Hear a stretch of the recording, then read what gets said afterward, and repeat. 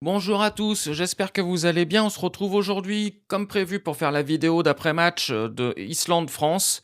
Donc le match a eu lieu hier à 20h45. Match qui comptait pour la qualification à la Coupe du Monde 2026. La France est toujours première de son groupe et l'Islande, au moment du coup d'envoi, était donc troisième, derrière la France et derrière l'Ukraine.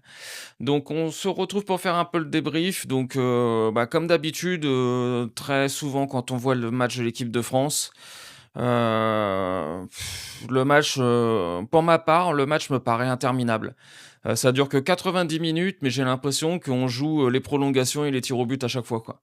C'est insupportable. Si on refait un petit tour sur la compo, donc on avait Mac dans les buts, on avait une défense avec, Koundé, Saliba, Upamecano, Digne. Didier Deschamps avait prévu de faire tourner un petit peu son effectif, pour ce match-là. On avait quand même, quelques points d'avance sur l'Ukraine, il y avait pas de raison, de pouvoir faire tourner un petit peu. On avait un milieu de terrain avec, Koné et Camavinga et une attaque, Thauvin à droite, Olysée, en faux 9-10, Nkunku à gauche et puis, Mateta devant. Donc évidemment, pareil, encore une fois, on a bien fait tourner, mais on retrouve toujours les mêmes choses avec l'équipe de France. C'est que le problème, c'est qu'on n'a aucun jeu en termes de football, on n'a aucun jeu de création au milieu de terrain.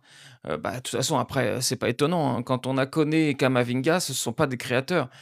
Pour moi, ce sont 2 joueurs qui sont intéressants, mais à mettre dans un milieu avec des créateurs. On parle de, par exemple, Koné pour le PSG. Oui, Koné avec le PSG, ça peut être un profil intéressant pour apporter quelque chose d'autre à ce qu'on n'a pas aujourd'hui.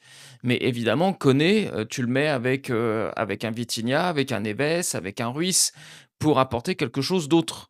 Et là, le problème, c'est qu'on se retrouve avec Koné et Camavinga qui sont en gros des récupérateurs, peut-être un peu relanceurs pour Camavinga, mais c'est très léger.